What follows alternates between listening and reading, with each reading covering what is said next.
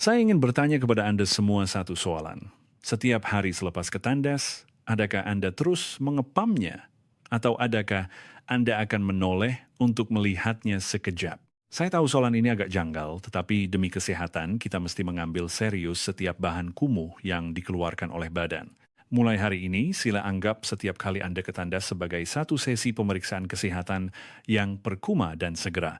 Sebelum mengepam, luangkan masa 10 saat untuk menoleh ke belakang. Anda mungkin akan menemui petunjuk yang boleh menyelamatkan nyawa.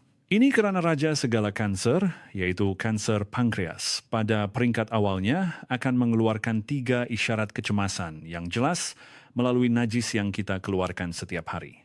3 isyarat ini tersembunyi pada warna, keadaan, dan kedudukan najis. Jika Anda faham isyarat-isyarat ini, Anda seolah-olah telah memasang satu sistem amaran awal kanser yang paling efisien untuk diri sendiri. Dalam video hari ini, saya akan memberitahu Anda semua bagaimana cara untuk memahami isyarat kecemasan daripada pankreas melalui najis harian kita, yaitu isyarat badan yang paling langsung. Selain itu, saya juga akan berkongsi tentang 3 jenis sayur penyelamat di atas meja makan kita yang boleh melindungi pankreas, serta beberapa jenis makanan yang sering kita makan, tetapi sebenarnya merupakan pembunuh senyap yang sedang memusnahkan pankreas Anda. Sebelum kita masuk ke topik utama, jika Anda mengambil berat tentang kesehatan diri dan keluarga, sila klik butang langgan aktifkan lonceng notifikasi. Dengan cara ini, Anda tidak akan terlepas lebih banyak ilmu kesehatan yang berguna pada masa akan datang. Di sini, di Kesehatan Warga Emas, kami hanya mendedahkan kebenaran kesehatan yang jarang sekali diberitahu secara jujur oleh media arus perdana. Jika Anda suka kandungan yang kami kongsi, sila type 1 di ruangan komen. Ini adalah sokongan paling bermakna untuk kami terus berkarya. Anda juga dialu-alukan untuk berkongsi pandangan dan pengalaman Anda di ruangan komen di bawah. Pankreas yang sehat akan merembeskan sejenis bahan yang dipanggil enzim lipase. Fungsinya adalah untuk membantu kita mencerna lemak yang kita makan setiap hari. Anda boleh bayangkan ia sebagai agen pengurai lemak yang paling efisien di dalam badan kita. Daging masak kicap yang kita makan setiap hari, minyak dalam masakan tumis, semuanya memerlukan bantuan agen pengurai ini untuk dapat diserap dan digunakan oleh badan. Jika pankreas ini mengalami masalah, contohnya radang atau ada ketumbuhan, yang menyebabkan penghasilan enzim lipase merosot dengan teruk, maka lemak yang dimakan tidak dapat diuraikan. Lemak ini akan menjadi seperti ikan yang terlepas dari jaring, terus masuk ke dalam usus kita, dan akhirnya dikeluarkan bersama najis. Pada masa inilah 3 isyarat kecemasan daripada pankreas akan muncul. Isyarat pertama, najis terapung. Ini adalah isyarat yang paling tipikal. Najis yang sehat terdiri daripada sisa makanan, air, dan bakteri usus. Ketumpatannya lebih tinggi daripada air, jadi ia akan tenggelam perlahan-lahan ke dasar mangkuk tandas. Namun, jika najis mengandungi sejumlah besar lemak yang tidak dihadam, keadaannya akan sama sekali berbeza. Ketumpatan lemak adalah lebih rendah daripada air, sama seperti minyak yang terapung di atas permukaan air.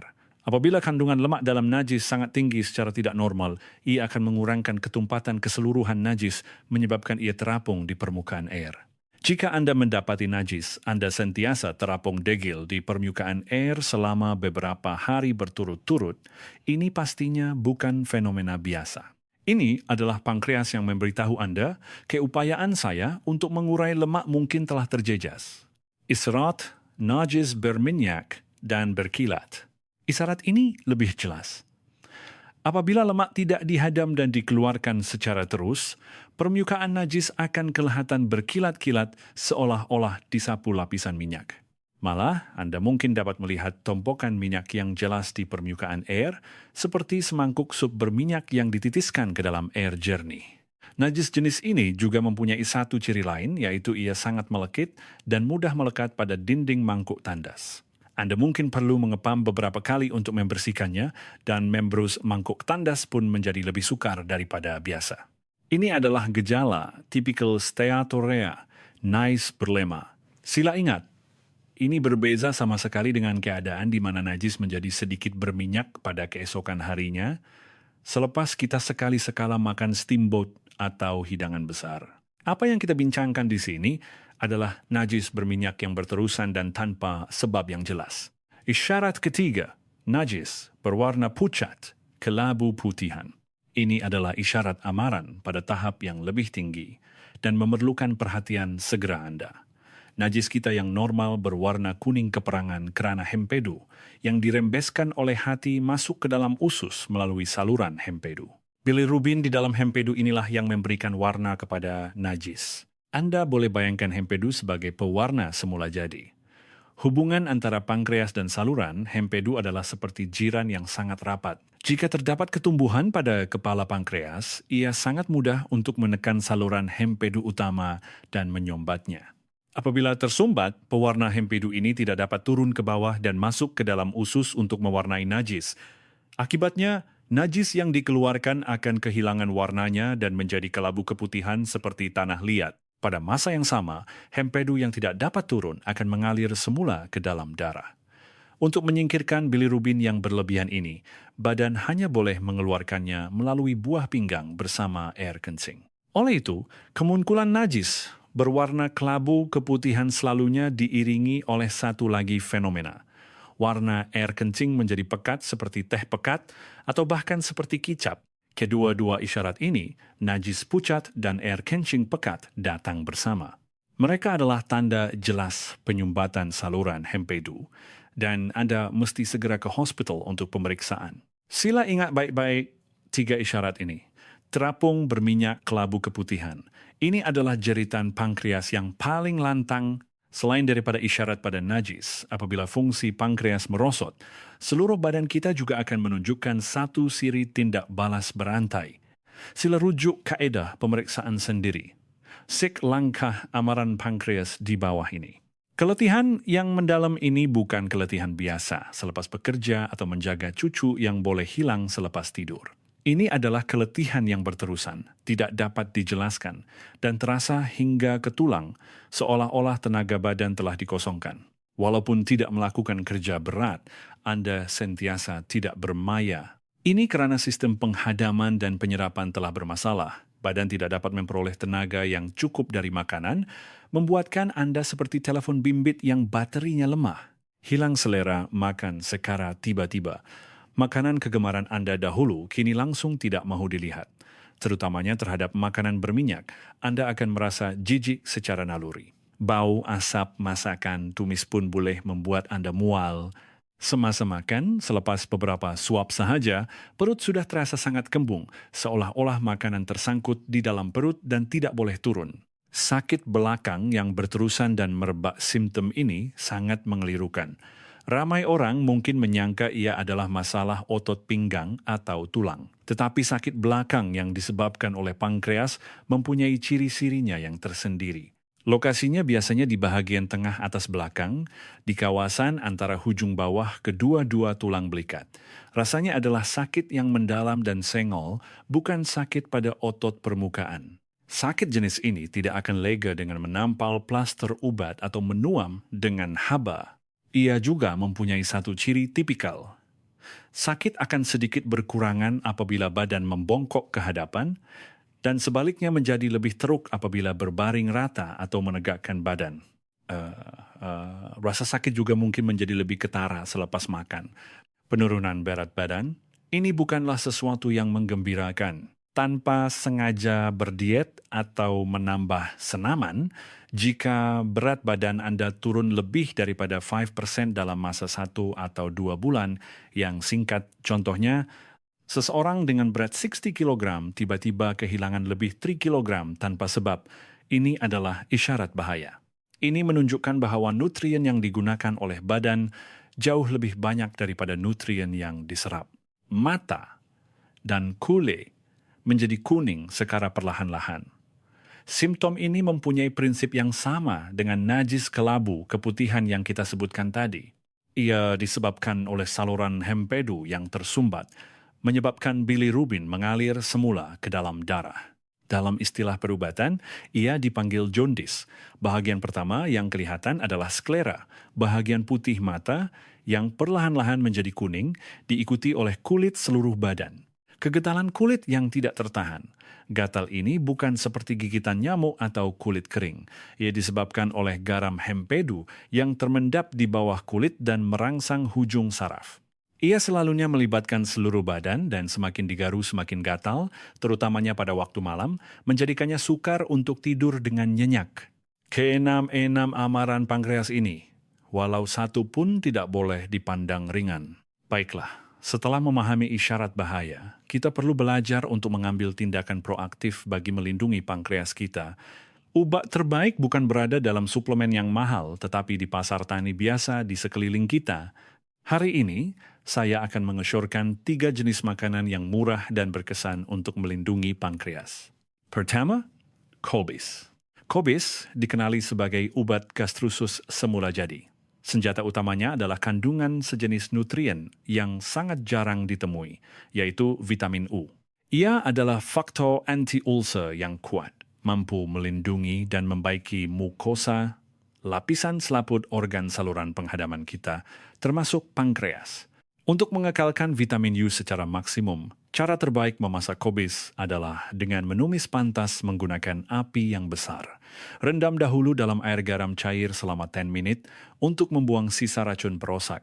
Kemudian, panaskan kuali, masukkan minyak sejuk, dan tumis selama 2 menit. Apabila daun Colbis sedikit lembut, ia sedia untuk dihidangkan. Jangan sekali-kali merebus atau merenehnya untuk masa yang lama, jika tidak, nutriennya akan terbazir. Makan sejumlah saiz segenggam setiap hari sudah cukup untuk memberikan kesan perlindungan yang baik. Bayam adalah perintis anti-radang. Ia kaya dengan flavonoid dan asid folik. Bahan-bahan ini adalah antioksidan yang kuat, dapat membantu badan kita menyingkirkan radikal bebas yang berbahaya, mengurangkan tindak balas keradangan dalaman, dan mewujudkan persekitaran kerja yang aman dan stabil untuk pankreas.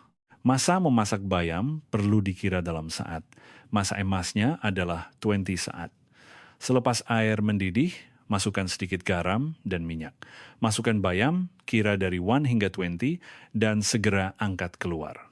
Cara ini bukan sahaja dapat menyingkirkan sebahagian besar oksalat, tetapi juga dapat mengekalkan kandungan asid folik dan flavonoid yang maksimum. Selepas diangkat, campurkan dengan sedikit bawang putih tumbuk dan minyak bijan. Ia menjadi hidangan sampingan yang lazat dan sehat untuk melindungi pankreas. Ketiga, anggur merah. Khasiat anggur merah bukan terletak pada isinya, tetapi pada kulit dan bijinya. Di dalamnya terkandung bahan ajaib yang dipanggil resveratrol. Ia adalah komponen antioksidan, anti-penuaan, dan anti-kanser yang terunggul. Teknik membersihkan anggur, jangan cuci sebiji demi sebiji. Cara itu akan menyebabkan air mudah masuk ke dalam isi. Sebaliknya, letakkan seluruh tangkai di dalam air. Tambah 1 sudu kecil tepung gandum atau tepung kanji, kacau perlahan-lahan, dan rendam selama beberapa menit. Tepung mempunyai sifat penyerapan yang kuat dan dapat menanggalkan habuk serta kotoran di permukaan. Kemudian, bilas dengan air bersih. Cara makan terbaik. Pastikan Anda mengunyah kulit dan bijinya sehingga hangkur sebelum menelan. Walaupun rasanya mungkin sedikit kelat, disitulah terletaknya khasiatnya. Makan setangkai kecil setiap hari, kira-kira 15 hingga 20 biji, adalah pilihan yang sangat baik untuk melindungi pankreas dan juga sistem kardiovaskular. Anda boleh menggabungkan ketiga-tiga harta karun ini seperti berikut. Makan beberapa biji anggur pada waktu pagi untuk membuka selera, makan sepinggan bayam celur pada waktu tengah hari, dan tumis Colbis pada waktu malam. Jika Anda konsisten, pankreas Anda pasti akan berterima kasih. Selepas bercakap tentang yang baik, kita mesti bercakap tentang yang buruk. Sesetengah makanan adalah racun bagi pankreas. Kita mesti memasukkannya ke dalam senarai hitam. 6 kategori makanan berikut adalah pembunuh senyap yang tersembunyi di meja makan kita, merosakkan pankreas kita hari demi hari. Sila ingatkannya dalam senarai hitam Anda, produk daging diproses. Sausage, ham, bakon, serunding daging, bebola daging, dan sebagainya. Makanan ini ditambah dengan sejumlah besar nitrit untuk tujuan pengawetan dan penambah rasa. Nitrit akan bertukar menjadi nitrosamin, sejenis karsinogen yang kuat di dalam badan kita yang mempunyai kesan toksik langsung terhadap pankreas. Makanan yang digoreng pada suhu tinggi. Ayam goreng, kakoi, kentang goreng, pebola goreng. Makanan yang digoreng pada suhu melebihi 180 degrees Celcius akan menghasilkan sejumlah besar karsinogen seperti akrilamida dan benzopirena. Pada masa yang sama, pengambilan lemak yang berlebihan memaksa pankreas untuk bekerja lebih massa secara ekstrem. Jika ini berterusan, pankreas akan menjadi letih dan rosak. Gula halus dan pelbagai makanan manis, termasuk gula putih, gula batu, pelbagai jenis sirap, serta gula yang tersembunyi dalam pencuci mulut, biskut, teh boba, dan minuman jus. Gula ini akan menaikkan gula darah dengan cepat selepas masuk ke dalam badan dan pankreas terpaksa merembeskan sejumlah besar insulin dengan segera untuk memadamkan api. Lama-kelamaan, fungsi pankreas akan menjadi tidak teratur dan bahkan gagal. Semua minuman beralkohol, kerosakan alkohol terhadap pankreas adalah langsung dan ganas. Ia merangsang pankreas untuk merembeskan jus pankreas secara berlebihan dan pada masa yang sama boleh menyebabkan pengaliran jus pankreas terganggu. Jus pankreas yang mempunyai kuasa pencernaan yang kuat ini, apabila terperangkap di dalam pankreas, akan mula mencerna dirinya sendiri, menyebabkan pankreatitis akut atau kronik. Pancreatitis yang berulang diakui sebagai faktor risiko tinggi untuk kanser pankreas. Makanan tinggi lemak tepu. Selain makanan yang digoreng, ia juga termasuk daging berlemak, organ dalaman haiwan, krim, mentega, dan susu penuh krim. Makanan ini juga akan membebankan kerja pankreas dalam mencerna lemak. Makanan masin dan jeruk sayur masin, ikan masin, tauhu masin, kimchi, dan lain-lain. Diet tinggi garam akan merosakkan pelindung mukosa, perut, dan mencetuskan keradangan kronik. Persekitaran keradangan ini juga akan menjejaskan pankreas yang berdekatan, meningkatkan risiko penyakit. Selain pemakanan, beberapa tabiat baik dalam kehidupan kita juga sangat penting untuk kesehatan pankreas. Makan, sehingga adipesen kenyang tepat pada masanya, ini adalah kunci utama. Biarkan pankreas membiasakan diri dengan irama kerja yang teratur. Jangan makan terlalu banyak pada satu masa dan terlalu sedikit pada masa yang lain, apatah lagi makan secara berlebihan. Kaedah memasak kembali kepada asas. Gunakan lebih banyak kaedah mengukus, merebus, mereneh, dan salad. Ini dapat mengekalkan nutrien makanan secara maksimum dan mengurangkan beban pankreas. Ingat 3 prinsip. Kurang minyak, kurang garam, kurang gula, minum air.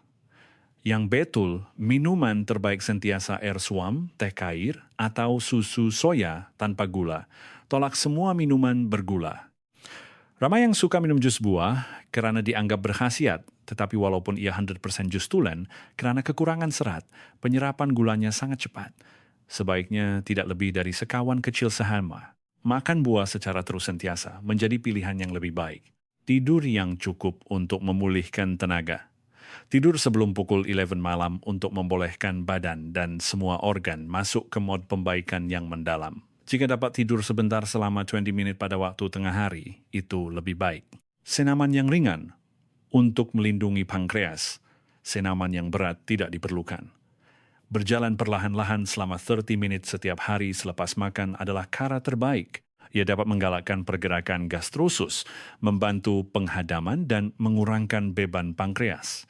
Jika lutut Anda tidak kuat, duduk di kerusi sambil menghayunkan lengan atau berjalan setempat juga berkesan. Baiklah rakan-rakan, hari ini kita telah berbincang banyak tentang pengetahuan untuk melindungi pankreas dari cara memahami isyarat kecemasan di dalam mangkuk tandas hingga ketiga penyelamat dan senarai hitam di meja makan serta tabiat baik dalam kehidupan seharian.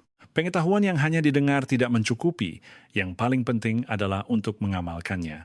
Saya berharap kandungan yang Anda dengar hari ini benar-benar dapat memasuki kehidupan Anda, menjadi tabiat Anda untuk menoleh sekejap pada waktu pagi, menjadi pendorong Anda untuk memilih kobis dan bayam di pasar, dan menjadi keazaman Anda untuk menolak minuman bergula itu. Kesehatan bukanlah matlamat yang jauh. Ia tersembunyi dalam setiap pilihan, setiap pemerhatian, dan setiap kawalan diri kita setiap hari. Terutamanya bagi kita yang memasuki usia pertengahan dan tua, badan kita seperti sebuah mesin lama yang telah digunakan selama berpuluh-puluh tahun, ia lebih memerlukan penjagaan dan penyelenggaraan yang berganda daripada kita. Tolong jangan lagi menganggap ketidakselesaan kecil sebagai sudah tua, memang begini. Badan kita lebih menyayangi kita daripada yang kita sangka.